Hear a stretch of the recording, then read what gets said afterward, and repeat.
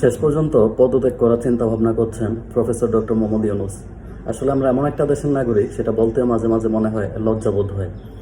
আমরা গণ অভ্যুত্থানের পর আমরা সবাই মিলে ওনাকে নিয়ে আসলাম। উনি কিন্তু আসতে চান নাই, ওনাকে জোর করে এখানে নিয়ে আসা হয়েছে যে আপনি বাংলাদেশের হাল ধরেন, এই মুহূর্তে আপনি ছাড়া কোনো বিকল্প নাই। তো একটা গণ অভ্যুত্থানের পর সকলের সম্মতিতে নিয়ে আসা সরকার, সকলে যে জায়গায় কোনো বাধা দেয় নাই, সকলে যে জায়গায় নিয়ে এসে ওনাকে বসাইছে, এখন শুরু করছে ওনাকে নিয়ে যত সব ঝামেলা। ওনাকে এক প্রকার জিম্মি করা শুরু হয়েছে, একের পর এক আন্দোলন, একের পর এক দাবি দেওয়া, মানে ওনাকে প্রেসার দিয়ে কোণঠাসা করে রাখা হয়েছে। ভাই, ওনাকে নিয়ে আসছেন ওনাকে দেশ সংস্কারের জন্য, তো এই যদি হয় একটা দেশের অবস্থা, উনি সংস্কারটা করবে কোথা থেকে? একটা সময়ের প্রয়োজন, একটা সাপোর্টের প্রয়োজন।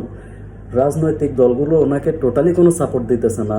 আইন শৃঙ্খলা বাহিনী থেকে শুরু করে কেউ কোনো রকম সাপোর্ট উনি কোথাও থেকে পাচ্ছেন না। উনি সংস্কারটা করবেন কিভাবে?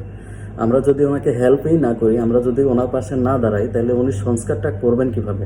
আমরা ভালো জিনিস আসলে বেশি দিন, মানে আমরা ভালো জিনিস আমাদের পেটে হজমও হয় না, আর আমরা এই জিনিস রাখতেও পারি না।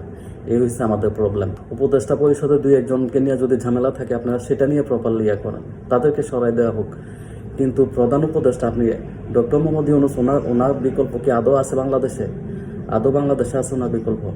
আপনারা ওনাকে পর্যন্ত পদত্যাগ করতে বাধ্য করতেছেন। নির্বাচন নির্বাচন নির্বাচন, মানে কি যে শুরু হয়েছে।